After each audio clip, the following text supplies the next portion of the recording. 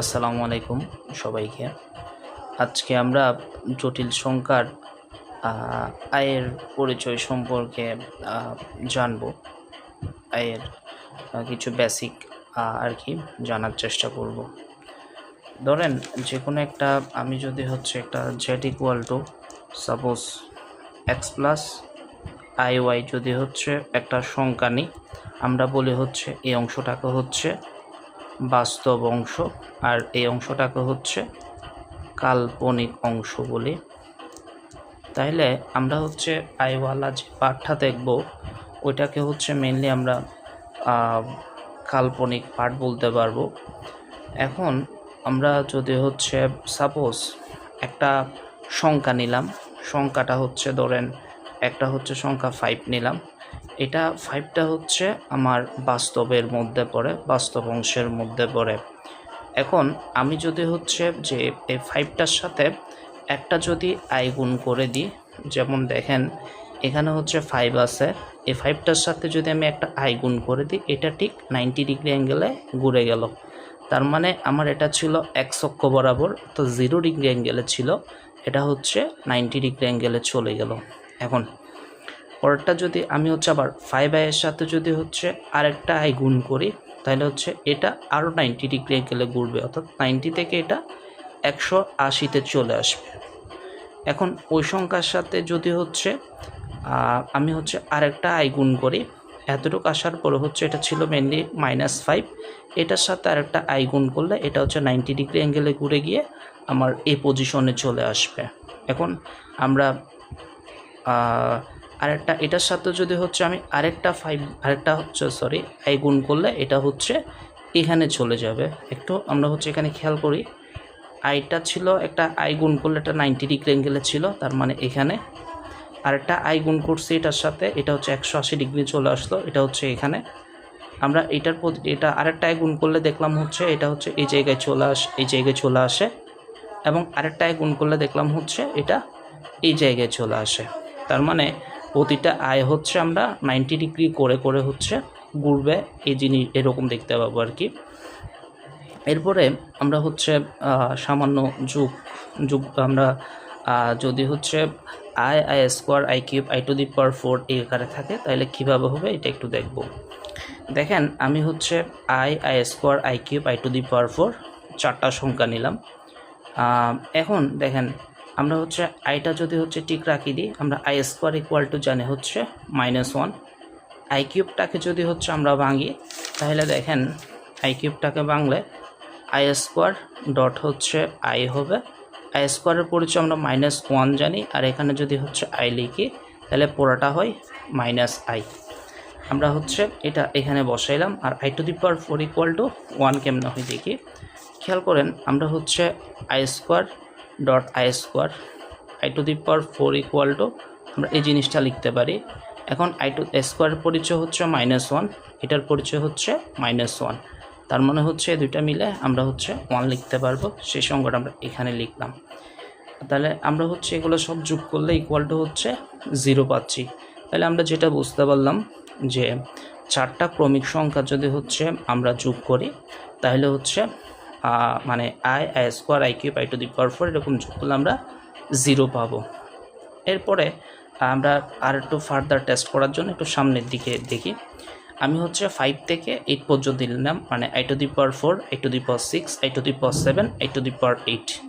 একটু খেয়াল করেন আমি হচ্ছে যে এই জায়গাটাতে হচ্ছে প্রাপ্তটা করছি, একটু খেয়াল করেন। এই যে আই টু দি পাওয়ার 5 মানে আমরা হচ্ছে i to the power dot I লিখতে পারবো, আই টু দি পাওয়ার 6কে লিখতে পারবো হচ্ছে i to the power 4 dot i square, i to the power 7কে লিখতে পারবো i to the power 4 dot i cube, আর এটাকে লিখতে পারবো i to the power 4 dot i to the power 4। একটু দেখি আই স্কোয়ার আমরা হচ্ছে আই টু দি পাওয়ার 4 এর পরিবর্তে হচ্ছে 1 লিখতে পারি, এবং আমরা ইয়ার পরিবর্তে আইটা হচ্ছে আইয়ের জায়গায় লিখে দিতে পারি। তো সিমিলারলি যদি আমরা এখানে লিখি আই টু দি পাওয়ার 4 এর পরিবর্তে 1 লিখে দিতে পারি, আই স্কোয়ারের পরিবর্তে -1, আই টু দি পাওয়ার 4 এর পরিবর্তে যদি 1 বসাই দিই, আই কিউবের পরিবর্তে হচ্ছে আমরা এখানে -i বসাইতে পারি।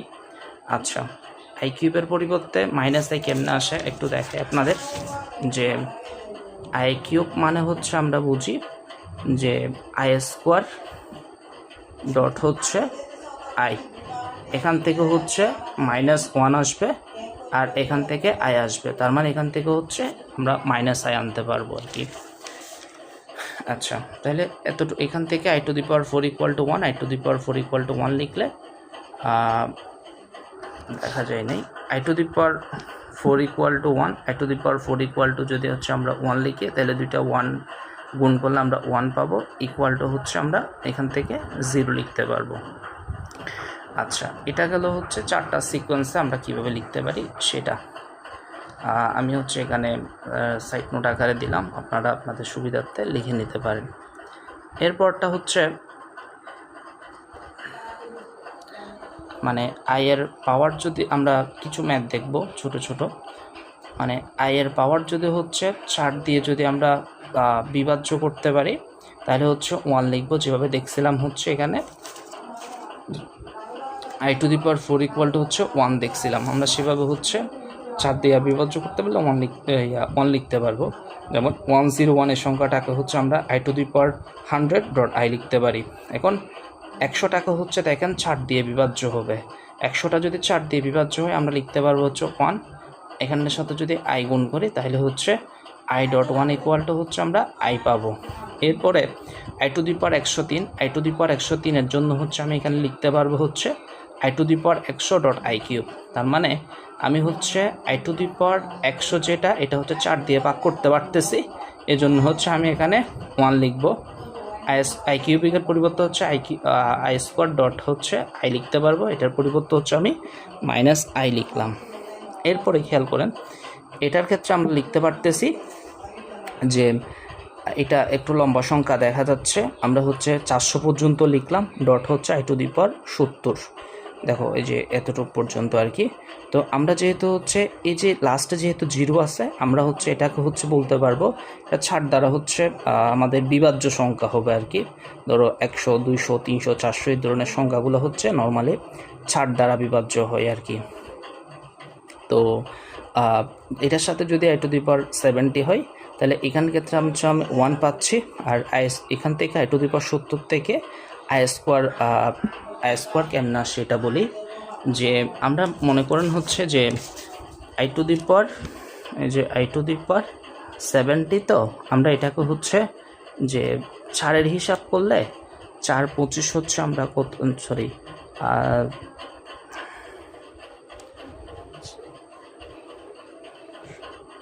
4 16 হচ্ছে আমরা 64 যদি লিখি, আর 4 15 আমরা 60 লিখতে পারি, 64 68 আর হচ্ছে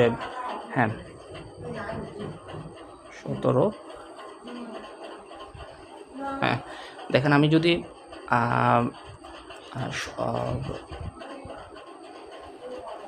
17 বার যদি হিসাব করি আমি হচ্ছে 68 লিখতে পারবো, যে 68 যেটা হচ্ছে আমার 4 দ্বারা বিভাজ্য হবে। ধরেন i⁻68 ডট হচ্ছে আই স্কোয়ার, এখানে i⁻68 ইকুয়াল টু হচ্ছে যেহেতু 4 দ্বারা বিভাজ্য আমি 1 লিখে ফেলতে পারবো, আর এটাকে হচ্ছে আমি আই স্কোয়ার লিখতে পারবো। সো এখান থেকে হচ্ছে আমি 1 ইন্টু হচ্ছে আই স্কোয়ার ইকুয়াল টু -1, এখান থেকে হচ্ছে -1 লিখতে পারি, যেটা হচ্ছে আমি এই জায়গায় লিখছি। আচ্ছা, ধন্যবাদ। যদি ভালো লাগে তাহলে হচ্ছে চ্যানেলটা একটু সাবস্ক্রাইব করে দিন। আসসালামু আলাইকুম।